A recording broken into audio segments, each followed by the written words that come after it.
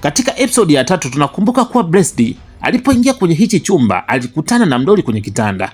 Baada ya hapo akauchukua huo mdoli kisha akaufanya kama rafiki yake, na tunakumbuka kuwa huo mdoli ulikuwa ni wa kichawi na ulipewa jina la Omokudu. Lakini pia hapa tunatupa mnamo mwaka 1970 kulikuwa kuna jamii ya watu wa Ososu. Hawa watu waliweza kuishi miaka mingi sana, na hii ni kutokana tu na kafara ambazo walizokuwa wakizitoa. Sasa hapa tunaonyeshwa kwamba yule mdoli alitokana vipi kwenye hii jamii. Hawa wazee bana wamekuja kumchukua huyu binti, na huyu binti ni bikra, ndo anayehitajika katika ukoo wa Aje. Bimkubwa aliomba sana wasiweze kumchukua binti yake, lakini haikufanya kazi. Wazee walifanikiwa kumchukua binti. Yaani hapa Bimkubwa alishatokulia, wazee wakasepa na binti. Anyway, baada tu ya kuwa wamembeba binti, walimleta moja kwa moja mpaka hapa kilingeni. Walivyomfikisha wakamlaza hapa sehemu ya kutolea kafara. Lakini hapa pia kuna huyu jamaa, yeye ni kama kiongozi hapa. Basi moja kwa moja akaelekea mpaka kwenye mwili wa binti. Sasa alivyosogea mpaka kwenye huu mwili wa huyu binti akaanza kuita Aje! Aje! Basi baada tu ya kumaliza kuongea maneno yake ya kafara na nini, akavuta panga. Akaita tena Aje! Radi zikapiga mzee. Alafu akakikata tena kichwa cha yule binti. Hey, sasa hii ni kafara ambayo inaenda kutengeneza waweze kuishi maisha marefu. Baada ya hapo wakakinga damu, na hii damu wakamwagia huyu mdoli. Sasa huyu mdoli ndo akawa kinga na nguvu dhidi ya hawa wachawi, na hapo ndipo mdoli akapewa jina la Omokudu. Kichupa chetu kinaenda kwa jina la Life is Spiritual sehemu ya 4. Heyo mtizi! Na hii ni MTZ94, hivyo turn notification bell, subscribe, comment na like. Hivyo chili kwenye kiti chetu cha familia. Tunatupa katika nyakati za sasa. Tunakumbuka kuwa Ogie alipata uchizi baada tu ya binti yake pamoja na Pastor Onwili walivyopiga yale maombi. Sasa hapa kuna yule mkuu wa wachawi ametinga kwa Ogie, anahitaji kujua Omokudu yuko wapi, yani ule mdoli. Basi mjomba akatinga mpaka pale pale alipo Ogie. Akaanza kuita Ogie, Ogie, Omokudu yuko wapi? Alama yetu ya mtoto.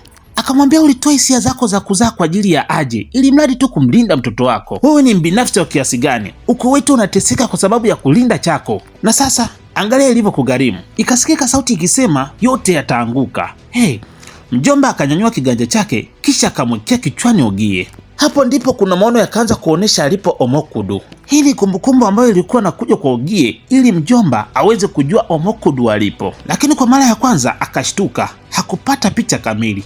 Akarudia kwa mara ya pili. Hii ilimpeleka moja kwa moja mpaka kumuona binti aliyemchukua Omokudu. Alikuwa ni Blessed. Akayaona mpaka maisha ya sasa anayoishi Omokudu, amekuwa wa kuvalishwa magauni. Pale pale mjomba ndo akawa amejua kila kitu. Akasema wewe sio kitu tena, ni chombo kilichoharibika. Baada ya hapo akasema tena Omokudu nitakupata, kisha akaondoka. Tunatupa shuleni. Hapa kuna malalamiko zidi ya mtoto wa Debbie, yani Blessed. Sasa mkuu wa shule analalamika kwamba amepokea malalamiko kutoka kwa mwalimu wa darasa, yani Blessed akili zake zimekuwa kama vile haziko sawa. Amekuwa akiwanyang'anya na kuwaibia wanafunzi wenzake vitu vyao. Sasa Debbie anamtetea binti yake, anakataa kabisa, anasema kwamba binti yake sio mwizi na hajapendezwa kabisa na kitendo cha kuitwa kichaa. Mwalimu akasema kwamba hiyo sio mara yake ya kwanza kufanya hilo tukio, na amejaribu kumuuliza mwanafunzi mmoja mmoja na amekiri kwamba amefanya hivyo. Debbie akamuuliza Blessed kama amechukua kalamu ya rafiki yake. Blessed akasema hapana, hakuchukua kabisa. Akamwambia mwalimu amesema hapana. Mwalimu akasema hivyo ndivyo amekuwa akijibu. Debbie akasema kwa hiyo unataka kumlazimisha mtu akili kitu ambacho hajakifanya? Akasema hapana madam, Biblia yenyewe inasema kwamba ujinga umefungwa nyumbani kwa mtoto na fimbo ya adhabu ndio inaweza kumdiscipline. Methali 22 mstari wa 15 inasema. Akamwahi kwa kusema kwamba na methali hiyo hiyo inasema ni wapumbavu pekee ndio wanaweza kupigana haraka. Debbie akasema kwamba ataenda kituo cha polisi na kuiripoti hii shule kwa sababu ya dhana potofu za kashfa zilizojengwa juu ya dhana ya biashara. Mwalimu akasema kwamba hilo wala hata alikuwa kusudi langu hata kidogo. Nilizungumza tu kwa sababu ningewajibika kwa watoto hawa wote. Debbie akazungumza kwamba haya mazungumzo yasiendelee tena na mtoto wake wala sio mwizi. Kisha akamwambia binti yake kwamba anyanyuke waondoke. Madam akasema sawa, haitojirudia tena. Anyway, ni majira ya usiku, tunatupa nyumbani kwa Debbie. Sasa Debbie yupo hapa na familia yake wanapata chakula cha usiku, na huyu ni mume wake anaitwa Efosa. Lakini Debbie akagundua kwamba mume wake leo hayuko sawa kabisa, hivyo akamuuliza ili aweze tu kumwambia tatizo ni nini. Akamwambia kwamba Mr. Body alimpigia simu leo, yani Father House, anadai kuwa amepandisha kodi ya nyumba. Debbie akamuuliza tena, akasema ndiyo. Debbie akachoka, akasema yani hii imezidi sasa. Yani kwa miaka miwili tu tayari ameshapandisha na kodi. Yani kana kwamba yeye ndo mwenye nyumba peke yake hapa Nigeria. Efosa akasema kwamba hilo sio tatizo kwa upande wake. Tatizo ni kwamba biashara hazitoki na wala hakuna faida yeyote. Na kingine, kuna baadhi ya watu wanamdai. Debbie akamwambia kwamba kuna kiakiba ambacho alikuwa akijiwekea, hivyo atampatia aweze tu kulipa baadhi ya madeni alionayo. Akamuuliza una uhakika? Akasema ndiyo. Basi mjomba ikabidi kumshukuru tu mke wake. Sasa pale pale Debbie akamwambia mume wake kwamba ana mpango wa kumhamisha shule Blessed. Efosa akataka kujua kwa nini. Debbie akasema kwamba mwalimu wake alimpigia simu shuleni na akamwambia kwamba amekuwa ni mtoto ambaye wa kuchukua vitu vya wenzake shuleni. Kwa hiyo Debbie anadai kwamba kitendo cha binti yake kuitwa mwizi yeye anasingiziwa. Efosa hakutaka kabisa kuwa upande wa mke wake, yani kutetea ujinga. Akamwambia Blessed kwamba sikukuonya kama usichukue kitu ambacho sio cha kwako? Ulichukua kitu ambacho sio cha kwako? Nijibu. Akasema hapana, sikufanya hivyo. Baby, nimekwambia kuwa hajafanya hivyo. Efosa akasema wewe umejoje kama hadanganyi? Akamgeukia tena Blessed, naomba unitizame na kisha uniambie ukweli sasa hivi.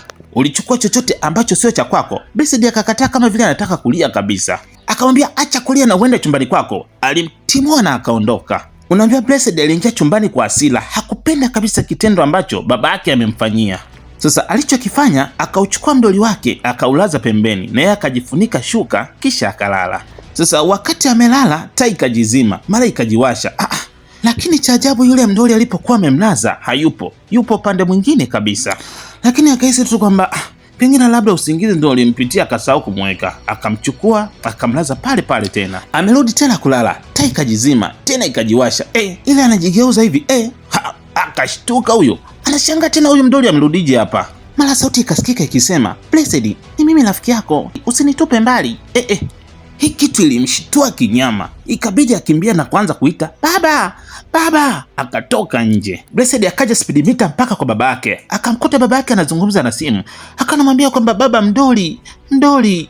Ndingi akawa anauliza kwamba ni kitu gani kimetokea kwa mdoli, lakini anachokijibu hakieleweki kabisa. Mwisho wa siku tu Mshoa akamwambia kwamba yeye ana kazi nyingi za kufanya, hivyo arudi tu chumbani kwake akalale. Ndio hivyo tena, Mshoa kumpa nafasi ya kumuelewa binti yake, ikabidi tu binti yake arudi chumbani kwake. Basi bwana, Blessed akawa amerudi chumbani kwake, lakini ana hofu huyo. Akaanza kuusemesha mdoli wake, hello. Akausogelea mpaka pale, akapumua. Akasema kwamba labda pengine ilikuwa ni mawazo yake tu. Ikabidi kurudi kitandani kwake akakaa. Lakini mdoli kamwambia kwamba wala hata hayakuwa mawazo yake.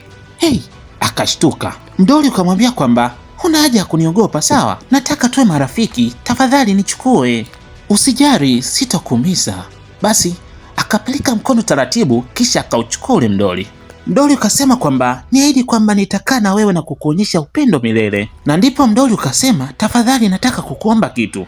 Blessed akasema sawa. Mdoli ukasema anataka kutoka nje kuwa na wewe. Sasa Blessed akasema kwamba hilo linawezekanaje? Nitaenda kukufundisha mbinu za kichawi itakaposhindikana kutoka. Sasa Blessed akajikuta anaingia kwenye maagano ya kiroho pasina na yeye mwenyewe kujua. Sasa mdoli ukaanza kumwelekeza, ukamwambia kwamba nisikilize kwa makini, nisugue kichwa changu kwa mikono yako taratibu mara 3 kana kwamba unasugua taa ya jini, na useme Omokudu, wewe ni wangu sasa, ninakuamuru utoke nje. Na kweli bana, akafanya kama jinsi alivyoelekezwa, akamwita Omokudu na akamwamuru atoke nje. Pale pale mambo yakabadilika. Mdoli ukaanza kupaa kuelekea hewani. Sasa wakati mdoli upo hapa hewani, mara mwanga mkali sana ukatokea. Pale pale akashuka mtoto wa kike. Alifurahi sana kutoka kwenye hiki kifungo cha miaka mingi iliyopita.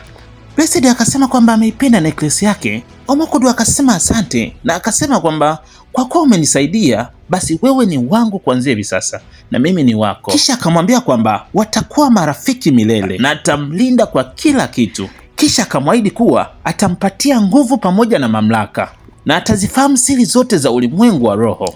Akauliza kuwa kwa hiyo nitakuwa na nguvu zaidi ya Wonder Woman. Akasema ni zaidi ya hiyo, na akumbuke kwamba ni yeye peke yake ndo atakayekuwa akimuona na hatakiwi kabisa kumwambia mtu yeyote, haijalishi ni nani. Neno la mwisho akamuuliza kwamba unapenda hadithi? Akasema ndiyo. Akasema basi sawa, ngoja nikusimulie. Sasa leo Osas pamoja na binti yake Jemima wamekuja kumtembelea Debbie, na tunajua kwamba Debbie pamoja na Osas ni mtu na rafiki yake kwa muda mrefu sasa, lakini Osas amempitia Debbie hapa, kuna mahali wanataka kuelekea. Sasa kabla hawajaondoka, Osas akawa ametoa Bible kisha akamkabidhi Jemima na wakawaambia kwamba wanatakiwa kusoma Bible na wasije kuondoka. Sasa baada tu ya kuwa wamewapatia warning hawatakiwi kutoka nje, Osas pamoja na Debbie ikabidi kuondoka. Jemima yeye akaendelea kusoma Bible, lakini Blessed yeye yupo kimya tu na mdoli wake. Sasa wakati Jemima anaendelea kusoma Bible, Blessed akasema kwamba kwa hiyo Yesu alitembea juu ya maji, lakini rafiki yangu wa imagination anaweza kufanya uchawi bora kuliko Yesu. Lakini Jemima akasema kwamba rafiki yako lazima awe hana uwezo wa kusoma na kuandika. Mungu afanye uchawi, bali anafanya miujiza na hakuna mtu bora zaidi kama Mungu. Blessed akasema ngoja nikuoneshe rafiki yangu imagination anavyosoma. Blessed akamweka mdoli wake pale chini kisha akaanza kutumia spirit power. Mdoli akaanza kupaa hewani. Hii kitu ilimshtua sana Jemima. Kofu kubwa sana akanauliza, Blessed, umewezaje kufanya hivyo? Blessed ikabidi kuanza kumrudisha yule mdoli chini kwa kutumia ile spirit power yake. Umeona, nilikwambia rafiki yangu imagination ananifundisha jinsi ya kutumia nguvu za kichawi. Akasema wao, mdoli wako anaitwa nani? Mimi pia nina mdoli rafiki yangu wa Kiafrika anaitwa Tasha. Blessed akasema kwamba mdoli wangu mimi ni Harisi na jina lake anaitwa Omokudu. Omo nini?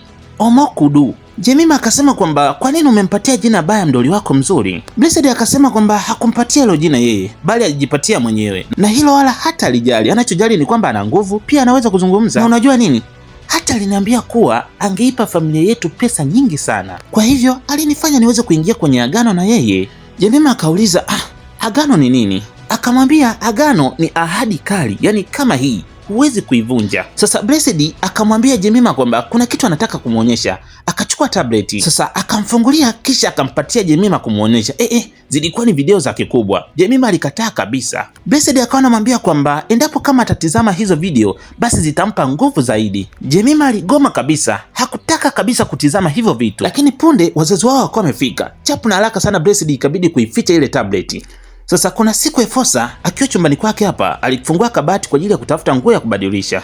Akawa ametoa nguo moja akaitizama tu kisha akairudishia kwenye kabati. Baada ya hapo akalirudishia kabati. Punde Blessed naye akawa ameingia chumbani kwake. Akamwita, Blessed, unataka nini? Akamwambia, baba, kuna pesa kwenye kabati lako la nguo. Yaani pesa kwenye kabati langu la nguo? Kivipi? Hakuna pesa kwenye kabati langu. Akamwambia, rafiki yangu wa imagination aliniambia hivyo. Rafiki yako wa imagination? Hapana, hakuna pesa hapa.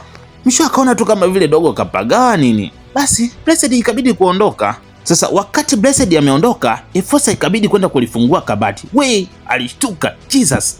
Alikutana na faranga ambazo hakuamini kabisa. Yani pesa za kumwaga, pesa za kutupa. Kwanza Chapu na Laki ikabidi azirudishie kwenye kabati na azifiche mke wake asizione. Sasa baadaye Mshua ikabidi kukaa na binti yake akamwambia kwamba kuhusu zile pesa alizomwambia kwenye kabati alikuwa sahihi kabisa, lakini sikumbuki kuweka pesa kwenye kabati. Sasa swali langu kabisa ni kwamba ulijuaje? Blessed akasema, nilikwambia kwamba rafiki yangu imagination aliniambia kuna pesa kwenye kabati lako la nguo. Sawa, umeniambia kuwa unazungumzaga na rafiki yako imagination, lakini sasa binti yangu, natakiwa uniambie vizuri. Baba, tayari nimeshakwambia rafiki yangu imagination aliniambia pesa zako zilipo. Kwa hiyo unataka kuniambia kuwa rafiki yako imagination anajua pesa zilipo na anaweza kuleta zaidi ya hizo? Akasema ndiyo. Mshua akasema kwamba inaonekana kuwa rafiki yako ni msichana mzuri. Anaitwa nani? Akasema anaitwa Omokudu. Wakati huo Omokudu kwa pembeni anatabasamu kinyama, kisha akamnong'oneza Blessed. Blessed akamwambia baba yake ameniambia kuwa kuna pesa kwenye hiyo draw. Kwenye hiyo draw? Akasema ndiyo. Kuna pesa kwenye hiyo draw? Una uhakika? Akasema ndiyo. Basi Mshua ikabidi kwenda kufungua kwenye hiyo draw. Alivyofungua alikutana na pesa za kumwaga, yani pesa za kutupa. Yani alifurahi kinyama, haamini kabisa. Hapa sasa umaskini mfukoni. Sasa Blessed ikabidi sasa amkutanisha na rafiki yake, yani Omokudu. Mzee anashangaa, rafiki mdoli? Akasema tu, wow, Omokudu, ninafurahi kukutana na wewe. Akambeba pale pasina kujua kama anaingia kwenye maagano ya kishetani. Mshua anafurahia pesa tu, lakini atakuja kulilipia hilo. Sasa Mshua akamwambia binti yake kwamba hii siri itakuwa ni ya wao wawili tu, hatakiwi kabisa kuifahamu mama yake. Blessed akasema sawa, basi wakafurahi pale kisha wakagonga na binti yake. Sasa leo Efosa ikabidi kumpigia simu baba yake kijijini. Kuna kitu anataka kumuuliza. Mshua akaipokea simu. Efosa akamsalimia baba yake. Akasema baba, kuna kitu nataka nikuulize. Unafahamu chochote kuhusu jina la Omokudu? Mzee akauliza umelisikia wapi hilo jina? Akasema ngoja kwanza. Ikabidi kwanza aweke gazeti lake vizuri ili aweze kuzungumza. Akamwambia Efosa, umelisikia jina hilo kutoka wapi? Akasema sio jambo kubwa, ila amefanya tu utafiti. Hivyo alikuwa anataka kujua kuhusu kwa sababu tu baba yake anafahamu mambo mengi ya kale. Mzee akasema Omokudu sio jina ambalo unaweza kutaniana nalo. Akamwambia inatoka kwenye hadithi za kale. Ni moja ya giza sana. Hadithi ambayo wazee wengi huiepuka. Ilitokea dhidi ya vizazi viwili vilivyopita wakati wa utawala wa Ogie Obaseki wa ukoo wa Ozolua. Mmoja ya wanaume wa familia yake alifanya machukizo. Alilala na mmoja ya wake wa mfalme. Mfalme alipogundua, kwa hasira yake alitoa laana kwamba ukoo wao hautoishi muda mrefu na siku zao zitafupishwa na gharama zitasimama kutoka kizazi hadi kizazi. Kila mwanaume na mwanamke alikufa kabla ya kufikisha miaka 50. Hadi siku moja kukata tamaa kuliwasukuma kuchanganyikiwa. Efosa akauliza, kwa hiyo walifanya nini? Mzee akasema walienda kutafuta hifadhi kwa miungu iliyokatazwa, kwa Aje Eji Elikou, kwa watoto ambao hawaishi, Aje ambaye anakula watoto. Aje hufanya maagano nao akijaribu kuwaahidi kuwapa maisha marefu, lakini badala yake aliwataka wajukuu zao wachanga. Kila baada ya miaka 3 alikuja kuchukua watoto wao ili kufanya upya agano la maisha marefu. Anasema hiyo familia ilitamani maisha marefu sana, kana kwamba walijitolea kila mjukuu wao ambaye hajazaliwa. Kwa hivyo kila baada ya miaka 3 Aje alikuja kwa ajili ya wajukuu. Efosa akauliza kwamba vipi kuhusu mdoli, ana uhusiano gani na Omokudu? Akasema Omokudu ni kwa ajili ya alama ya mtoto waliopewa na Aje. Msichana bikra alihitajika kwa ajili ya tambiko na familia ilimtafuta ikampata binti wa miaka 17. Mama yake alilia na kuwasihi wasimuoe binti yake, lakini familia ilifunga masikio, ilimfunga kamba na kumpeleka msituni, na hapo miungu ya Aje wakamtoa kafara, na hapo ndipo alipozaliwa Omokudu. Na popote Omokudu atakapoenda, basi Aje atakuja kuchukua wajukuu na kuchukua malipo yake. Lakini Omokudu alikuwa na uwezo mwingine tena. Alikuwa na uwezo wa kutoa utajiri mkubwa sana, yani kutoa pesa sehemu isiyojulikana. Efosa akasema wao, hiyo ni ya kuvutia. Baba, asante kwa taarifa. Lakini mzee akasema kwamba huo udadisi wake unamfanya ajiulize sana. Akasema baba, hapana, sio kitu kikubwa, ilikuwa tu ni kazi ya utafiti. Basi Mshua akawa amemwelewa, akamwaga pale kisha akakata simu. Basi siku zikawa zimesonga. Efosa kwa sasa amekuwa ni tajiri mkubwa sana. Unaambiwa kamleta mke wake hapa dealership kwa ajili ya kumnunulia gari. Sio huko tu, alimleta mpaka hapa kwenye saiti yake mpya anayojenga ghorofa. Akamwambia kabisa hii ndio nyumba yetu mpya. Nini? Hadi yeye mwenyewe kabisa anashangaa, nyumba mpya alafu ghorofa. Efosa ikabidi kumshika Debbie mkono ili aweze kumsogeza karibu kuicheki nyumba yao mpya. Ni majira ya usiku. Osasi pamoja na binti yake wanajaribu kumwombea baba yake na Osasi ili Mwenyezi Mungu aweze kumlinda huko alipo, aweze kulala salama, pia aweze kuamka salama. Basi baada ya Osasi na binti yake kumaliza maombi, akamwambia binti yake kwamba hatakiwi kuangalia iPad kwa sasa, hivyo anatakiwa kulala. Lakini kabla hajatoka, binti yake kuna jambo anataka kumwambia. Anasema limekuwa likimsumbua sana. Alafu Jemima, sipendi kuona hivyo uso wako. Kuna kitu gani? Akasema mama, niahidi kama hautokasirika. Osasi akasema kwamba hatokasirika. Anasema kwamba wakati walipokuwa wameenda kwenye nyumba ya kina Blessed amekuwa akizungumza tu kila wakati mambo ya uchawi. Anafanya mbinu tofauti. Akauliza uchawi? Okay, sawa. Amekuwa akijifunza kutoka kwenye kipindi cha televisheni au michezo au vipindi hivi vya kitoto. Akasema sijui, lakini alisema kuwa na rafiki yake wa imagination anayemfundisha. Lakini pia alinionyesha kitu kibaya, ni kibaya sana. Osasi akauliza kama kipi? Akasema ni video za watu wazima. Haya. Sasa kesho yake Osasi akawa ameenda nyumbani kwa Debbie. Sasa amekaa hapa sebuleni, yuko busy na simu yake. Mara akamsikia Blessed akizungumza na mdoli. Hii kitu kamshtua kidogo. Blessed akawa anasema kwamba kwa hiyo leo hutaki kukaa kwenye kiti changu. Okay, niambie unataka kukaa wapi? Mara kiti kikasogea. Hapa Osasi anashuhudia kila kitu, huku Blessed yeye anafurahi tu kwa kitendo anachokifanya mdoli. Osasi ikabidi amuite Blessed. Akamuita tena Blessed. Akamuuliza unazungumza na nani? Akasema hamna mtu. Akauliza hamna mtu? Ni nani aliyeturudisha hicho kiti nyuma? Huyo unayoongea naye ni nani? Akasema ni rafiki yangu Imagination. Unajua nini? Nenda kamuita mamako. Blessed akanyanyuka, ikabidi kwenda kumuita mama yake. Lakini Osas akanajiuliza huyu mtoto vipi? Baada tu ya Debbie kuwa amefika, Osas akaanza kumuelezea juu ya kitendo alichokiona kwa binti yake. Debbie akacheka, akalichukulia tu kama ni jambo la kawaida kwa watoto, wala hakulichukulia kabisa kama ni jambo zito kiasi hicho. Osas akasema, Debbie, nilichokiona hakikuwa kabisa ni mchezo wa kujifunza. Akamwambia Blessed alikuwa akizungumza na mdoli kana kwamba alikuwa anazungumza na mtu halisi. Akasema hata nilivyomuuliza kuhusu hilo hakunijibu kabisa kwa heri. Lakini kwa upande wa Debbie anahisi kwamba ni mambo tu ya watoto. Akasema ngoja niangalie wanasaikolojia wanavyosema. Alivyoangalia akasema kwamba mbona hata mwanasaikolojia anasema kwamba almost 65% ya watoto wa umri wake wana marafiki wa Imagination. Osas akasema acha basi tuseme samahani kwa hilo, lakini vipi kuhusu Blessed kumuonesha binti yangu content za watu wazima? Debbie akasema unazungumza kuhusu nini? Unamaanisha nini? Yaani unasema kwamba Blessed aliweza kumuonesha Jemima maudhui ya watu wazima? Osas akasema nisikilize. Jemima aliniambia kila kitu. Aliniambia kuwa alimuonesha maudhui ya watu wazima kwenye iPad yake, na akamwambia huyo rafiki yake wa Imagination ndiye anayemuonesha maudhui ya watu wazima yanapopatikana. Hapa Debbie alichoka sana. Sasa ni majira ya usiku. Debbie pamoja na Efosa walikuwa wametulia hapa. Sasa Debbie akamwambia mume wake kwamba zamani walikuwa wanapata shida sana kupata pesa, hivyo walikuwa wanapitia maisha magumu. Sasa anataka kujua kwamba hii yote imewezekanaje, kwa sababu sasa hivi anapata zawadi, magari na kadhalika. Efosa akasema kwamba baby, tayari nimeshakwambia kuwa ni neema ya Mungu, huruma ya Mungu isiyokuwa na kikomo. Nilikwambia. Akasema sawa, anamuelewa, lakini yeye anachokihitaji kwamba amwambie tu ukweli kwamba hizi pesa zimetokanaje. Akamwambia lakini kama ni kifizikali, unajua kabisa hizi pesa zimetoka wapi? Baby, huwezi kuzungumzia mambo ya kifizikali bila kurejelea mambo ya kiroho. Efosa akasema kwamba ni Mungu pekee ndio anayefanya haya mambo na anatubariki. Baby, mbona unajisahau? Basi Debbie ikabidi tu kumuelewa mume wake kwa sababu tayari ameshajielezea vya kutosha. Sasa imefika mida ya kulala. Blessed akawa anacheza na Omokudu. Unaambiwa anacheza, wanaenjoy na nini, tayari ameshajiunga kwenye agano la kichawi. Lakini huku nyumbani kwa Osas, Jemima anamwambia mama yake kwamba nadhani tunapaswa kumfanyia maombi Blessed. Akasema sawa, tunapaswa kuomba kwa ajili ya familia yao, kwa sababu naamini kwamba kuna jambo ambalo Bwana anahitaji kulirekebisha hapo. Basi Osas pamoja na binti yake wakaanza kupiga maombi pale kwa ajili ya kuiombea familia ya Debbie. Pale Debbie akawa ameshtuka kutoka usingizini, akahisi kabisa kuna kitu hakipo sawa chumbani kwa Blessed. Ikabidi kushuka na kuelekea chumbani kwa Blessed. Akafika mpaka kwenye mlango wa Blessed, akawa anasikilizia.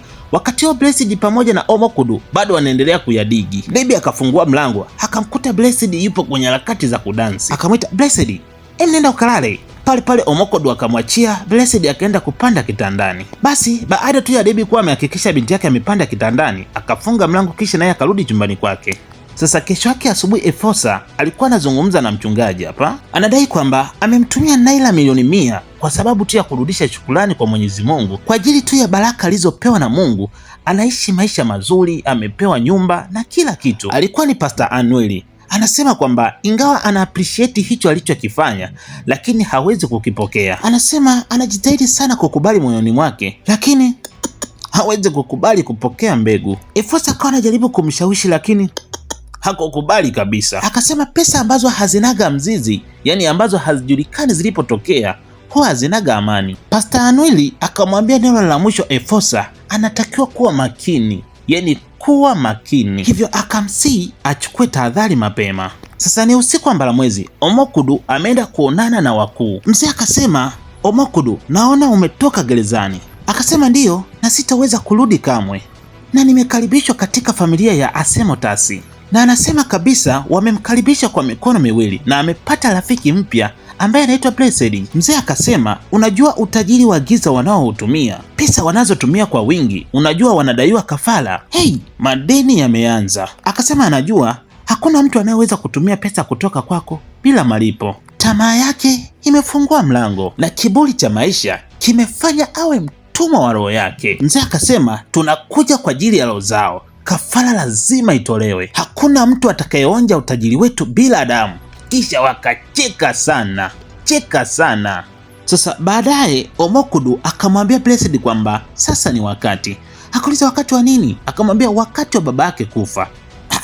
Akauliza kwa nini? Akasema kwa sababu ameuonja utajiri wangu. mimi ni Omokudu, sikuwahi kutoa bila kuchukua. Kila utajiri unaotoka kwangu na utajiri wangu unahitaji damu kwa wakati. Blessed akasema kwamba tafadhali usiseme hivyo, ajaribu tu kutafuta njia nyingine. Lakini Omokudu akasema hapana, baba yako anatakiwa kulipa kwa damu na yeye ndiyo kafara na muda umeshafika. Hey, anyway, kesho yake asubuhi Efosa anatafuta simu yake ili aweze kwenda kazini. Blessed akawa ametokea pale. Msho alishtuka huyo. Hey, akasema kipenzi, baba anaenda kazini. Blessed akaanza kumzuia babake asiende kazini. Mzee akauliza kwa nini? Akasema wewe nisikilize tu mimi, usiondoke. Akamwambia kwamba Omokudu amesema kuwa utaenda kufa hivi karibuni kwa sababu tu ya utajiri aliyokupatia. Amesema anahitaji kafara kama malipo ya utajiri aliyokupatia. Akauliza Omokudu ndio alivyokuambia? Mzee akamwambia hata usijali, baba hawezi kufa. Akamtia pale moyo binti yake na kadhalika.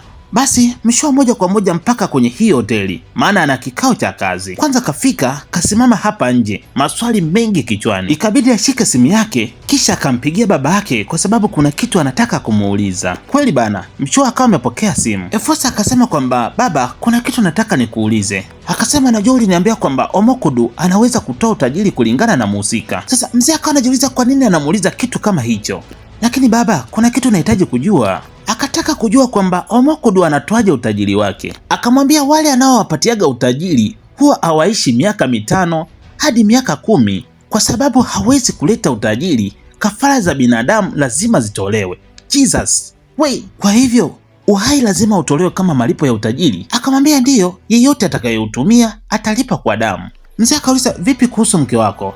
Akasema mke wangu yuko salama kabisa. Baada ya hapo akamwambia baba yake kwamba atampigia atakapokuwa nyumbani. Basi ikabidi kuagana pale, lakini mjomba kijasho chembamba kinamtoka. Mara nafsi ya Omokudu ikaanza kusema shuka kwenye gari, shuka chini, shuka chini, fanya sasa hivi. Basi Efosa akafungua mlango wa gari kisha akateremka. Nafsi ya Omokudu ikawa inamwamuru aweze kuvuka barabara, na kweli bana, akaanza kuivuka barabara. Alipiga hatua ya kwanza, ya pili, ya tatu, fye kule gari imempitia maskini.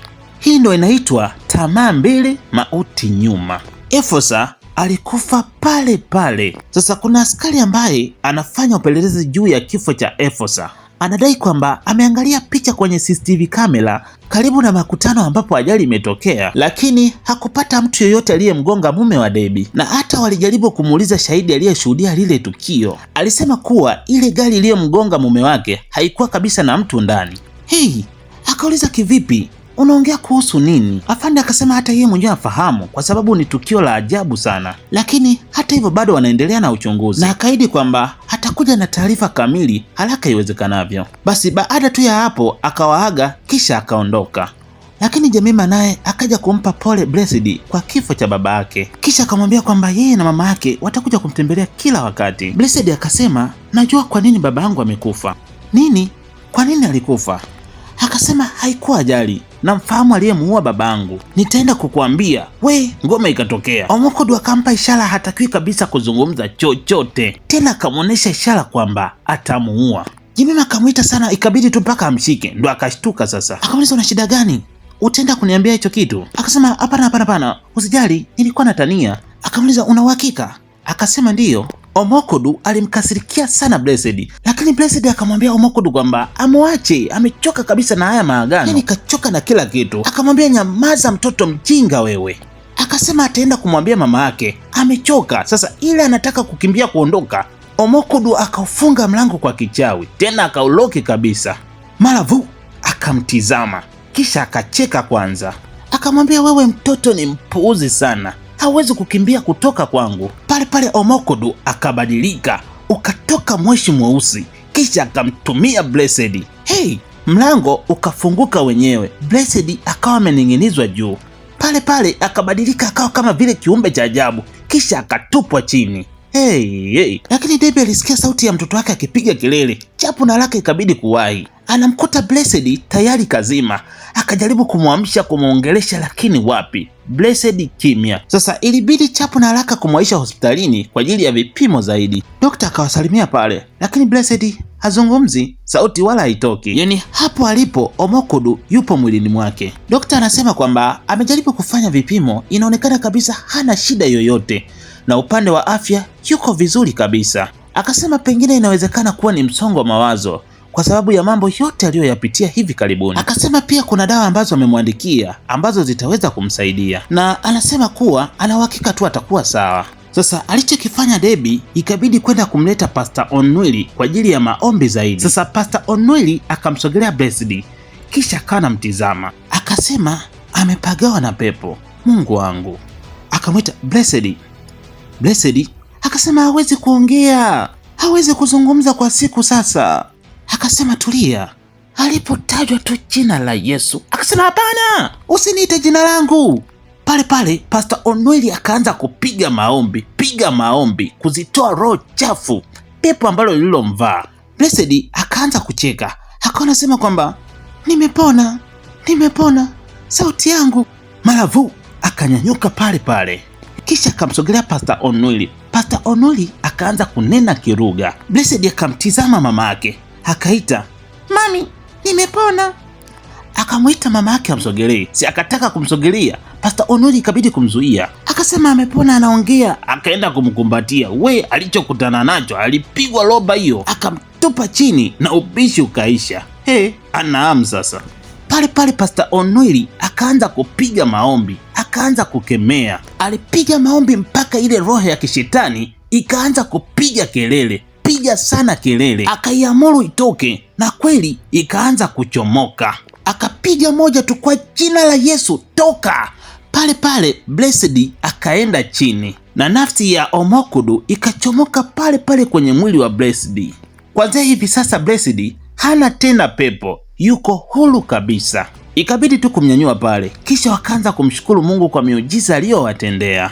Anyway, mida baadaye Debbie ikabidi kwenda chumbani kwa Blessed na kwenda kuchukua ule mdori kwa ajili ya kwenda kuutupa nje ama kuchoma moto kabisa. Basi akautia kwenye mfuko, lakini akawa amekumbuka simu yake ameiacha. Ikabidi kwenda kwanza kuchukua simu yake. Wakati amechukua simu yake, akasikia kuna mtu akibisha hodi. Basi akaweka simu yake, kisha akaenda kumfungulia. Alikuwa ni mwanaume, akamsalimia pale, kisha akasema ametuma kuja kutengeneza AC yake. Akasema ni kweli nilikuwa nimeshasahau. Basi ikabidi kumkaribisha kupita ndani. Alipofika hapa akamwonyesha ni chumba hichi na hichi. Mara akasikia simu yake inaita, akasema samani, nipe dakika kadhaa narudi. Basi ikabidi kwenda kuipokea kwanza simu yake. Sasa wakati Debbie ameenda kupokea simu yake, huyo mjomba akaingia kwenye hichi chumba ambacho amehifadhiwa mdori. Basi akafika pale, akaufungua ule mfuko, kisha akamtoa Omokudu. Akasema nimekupata Omokudu, chanzo cha nguvu zetu, yule ambaye anatoa maisha marefu, chanzo cha nguvu zetu na utajiri. Utakuwa unarudi kwangu kila mara, haijalishi unakimbia kiasi gani. Basi akampaki kwenye mfuko, kisha akamchukua na kuondoka naye. Alivyofika hapa akamwona Debbie akizungumza na simu, akamcheki tu, akatabasamu, kisha akaondoka. Mjomba moja kwa moja akatoka nje, lakini alipofika hapa akabadilisha mavazi. Nadhani wote tutakuwa tunamfahamu huyu. Ni yule mzee ambaye alikuwa ameenda nyumbani kwa Ogie, akawa anamtafuta Baby Simbo. Hayopo tutakuwa tumemfahamu wote, si ndio? Na huu ndio mwisho wa kichupa chetu safi kabisa ambao unaenda kwa jina la Life of Spirituals. Ulikuwa nami explain wako la Mtanzania AK Mbuga Boy. Hivyo sawa kuturn notification bell, kusubscribe, kucomment na kulike. Shayo. Tulia kwenye kiti chetu cha familia, ule wakati wetu wa Rama Mtanzania. Cheki movie safi, bomba na za kuvutia. MTZ 94 channel ya kutulia. MTZ 94, MTZ 94, MTZ 94, MTZ 94, MTZ 94, MTZ 94.